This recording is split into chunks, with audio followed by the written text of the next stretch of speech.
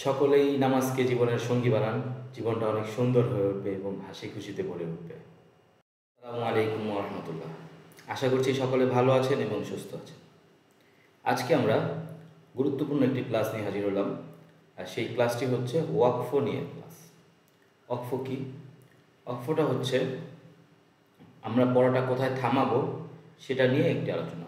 যেমন আমরা পড়ছি, কখনো কখনো কোরআনের কিছু আয়াত আছে যেটা 1 লাইন, 2 লাইন, 3 লাইন অথবা পুরো 15 লাইন ধরে একটা আয়াতে হয়, 1 পৃষ্ঠা ধরে একটা আয়াত হয়, অর্ধেক পৃষ্ঠা ধরে একটা আয়াত হয়। তাহলে আমরা কোথায় থামবো? সবখানে তো চিহ্ন দেওয়া নেই। কিছু কিছু জায়গায় ওয়াকফ করার জন্য আলাদা আলাদা ত চিহ্ন, মিম চিহ্ন এগুলো দেওয়া আছে, কিন্তু কিছু কিছু জায়গায় দেওয়া নেই। অনেকের ক্ষেত্রে হয় এক আয়াত বা 1 লাইন পুরো একসাথে পড়া সম্ভব না।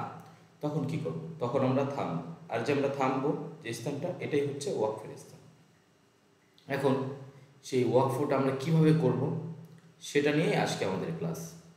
কিছু কিছু ক্ষেত্রে ওয়াকফের ক্ষেত্রে কখনো জবর রাখতে হয়, কখনো তা হা হয়ে যায়, কখনো সাকিন হয়, কিন্তু অধিকাংশ সময় মূল নিয়মটা হচ্ছে ওয়াকফের সময় সেখানে সাকিন দিতে হবে। অর্থাৎ যেই হরকত থাকুক সেই হরকতটা চেঞ্জ করে সাকিন দিয়ে দিতে হবে। এরকম একটা আমরা উদাহরণ দেখাই, এরপরে আমি বাকিটা বলছি। যেমন আমরা এখানে লিখতেছি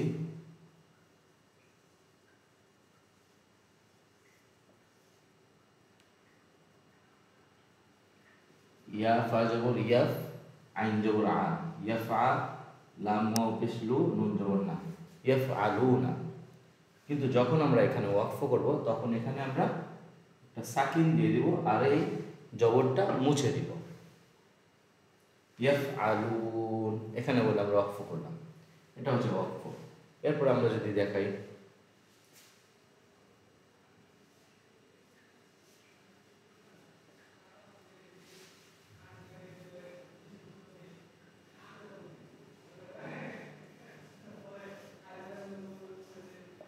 এখানে অলরেডি অফ আছে, তারপর দেখাচ্ছি।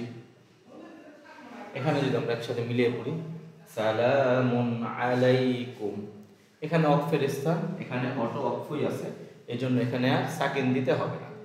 ওয়াকফের নিয়ম হচ্ছে শেষ হরফে সাকিন দেওয়া।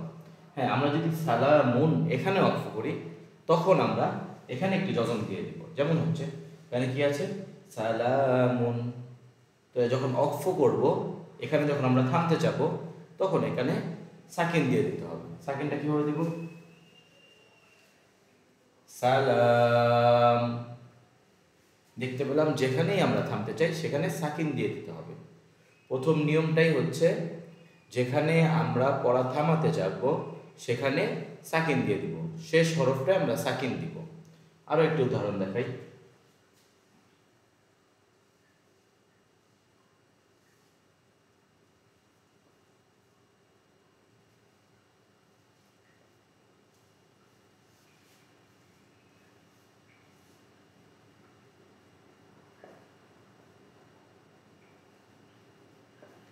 কাইফা তাকফুরুনা, এখানে কি আছে? কাইফা তাকফুরুনা। আমি মনে করছি আপনারা কোরআন দেখে পড়তে পারেন, সেই হিসাবে আমি বানান করে বলছি না, বানান ছাড়া পড়ে যাচ্ছি। কাইফা তাকফুরুনা। তো আমরা দেখলাম এখানে নুন জবর না আছে, কিন্তু আমি এখানে দম ছাড়তে চাচ্ছি, আমি এখানে ওয়াকফ করতে চাচ্ছি। তাহলে আমার কি করতে হবে? তাহলে আমার এখানে সাকিন দিয়ে দিতে হবে। যেমন কাইফা তাকফুরুনা, আমি যদি এখানে সাকিন দিয়ে দিই, কাইফা তাকফুরুন, আমরা সহজভাবেই বুঝতে পারলাম যেখানে আমরা সাকিন করতে চাইবো বা আমরা যেখানে থামতে চাইবো, ওয়াকফ করতে চাইবো, সেখানে আমরা সাকিন দিয়ে দিব। যেখানে আমরা ওয়াকফ করতে চাইবো সেখানেই আমরা সাকিন দিয়ে দিব। এটা হচ্ছে মূল নিয়ম। পড়া যেখানেই থামাতে চান, 2 পেশ হোক, 2 জের হোক, সেখানেই সাকিন দিয়ে দিব। এখন আমরা আরেকটা ভিন্ন একটু নিয়ম আছে ওয়াকফের জন্য। মূল কথাই হচ্ছে যেখানে ওয়াকফ করতে চাইবো সেখানে আমরা সাকিন দিয়ে দেবো, সেখানেই শেষ হরফটার মধ্যে আমরা যজম দিয়ে দেবো। আমরা থামতে চাচ্ছি তো এইটাই, এই শব্দটায়, তো এই শব্দের শেষে আমরা সাকিন দিয়ে দেবো। আমরা থামতে চাইলাম এখানে, এই শব্দটার শেষে কি মিম ছিল, মিমের উপর সাকিন দিয়ে দিচ্ছি। এখানে থামতে চাইছি, এখানে শেষ হরফ ছিল এটা, এটার উপর সাকিন দিয়ে দিচ্ছি। এখন আমরা পরবর্তী আরেকটি নিয়ম জেনে নিই। নিয়মটা হচ্ছে যদি দুই জবরের উপরে ওয়াকফ করতে হয়। আবার বলছি, যদি দুই জবরের উপর ওয়াকফ করতে হয়, অর্থাৎ দুই জবরের উপরে অবস্থায় আমরা যদি থামতে চাই, আমাদের পরের স্থানটা সেখানে আমরা থামাতে চাই, তাহলে একটি জবর উচ্চারণ হবে এবং একটি জবর বাদ পড়ে যাবে আর একালিফ টান হবে। আপনারা পূর্বের ক্লাসগুলোতে দেখেছেন মধ্যে আওয়াজ যেটা ছিল সেটা। আবার বলছি, যদি দুই জবরের উপর আমরা ওয়াকফ করতে চাই, তাহলে একটি জবর পড়ে যাবে, মানে একটি জবর উচ্চারণ হবে না আর একটি জবর উচ্চারণ হবে। যেমন আমি দেখিয়ে দিচ্ছি,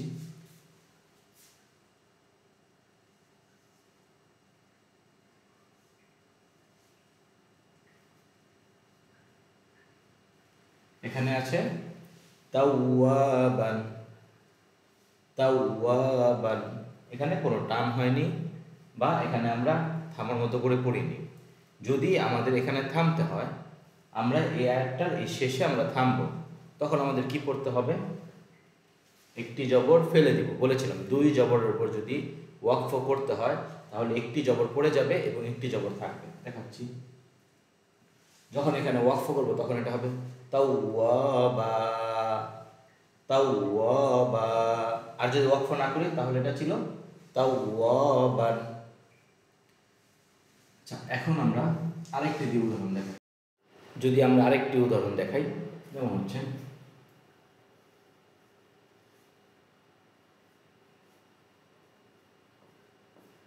মিহাদান, এখানে কি আছে?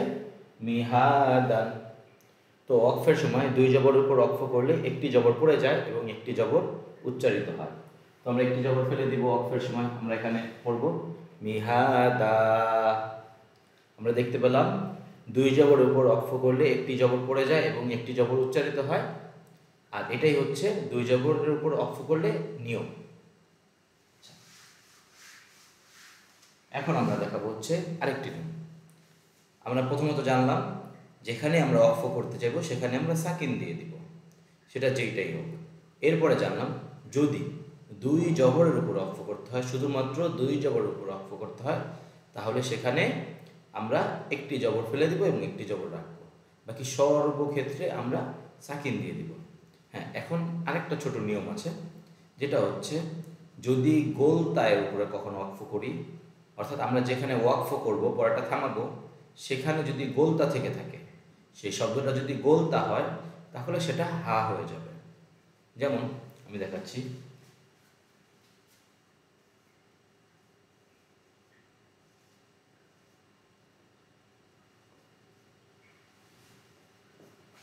কি হলো এখানে? রহমাতি, কি বললাম? রহমাতি। কিন্তু আমরা যদি এখানে ওয়াকফ করি, বলেছি গোল তায়ের উপরে যদি কখনো ওয়াকফ করি, তাহলে সেটা হা হয়ে যায়, অর্থাৎ গোল হা হয়ে যায়। তাহলে এখানে যখন ওয়াকফ করবো তখন এটা আমাদের ওই মূল নিয়মটাই আছে, সাকিন হবে, সাকিন হয়ে যাবে। কিন্তু সাকিন হলে এই হরফটাও চেঞ্জ হয়ে যাবে, সাকিন হবে এবং হরফটাও চেঞ্জ হবে। কীভাবে হবে? রহমাতি থেকে কি হবে?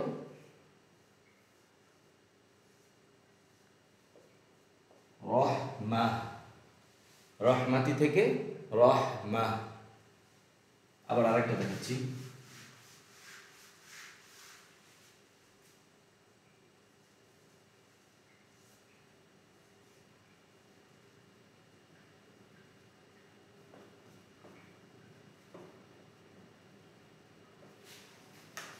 ফাকরবাতি, ফাকরবাতি।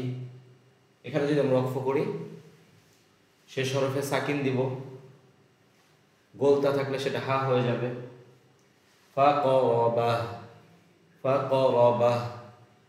আশা করছি আপনারা ওয়াকফের ব্যাপারটা বুঝতে পেরেছেন। তো ভালো থাকবেন, সুস্থ থাকবেন। আসসালামু আলাইকুম ওয়া রাহমাতুল্লাহ।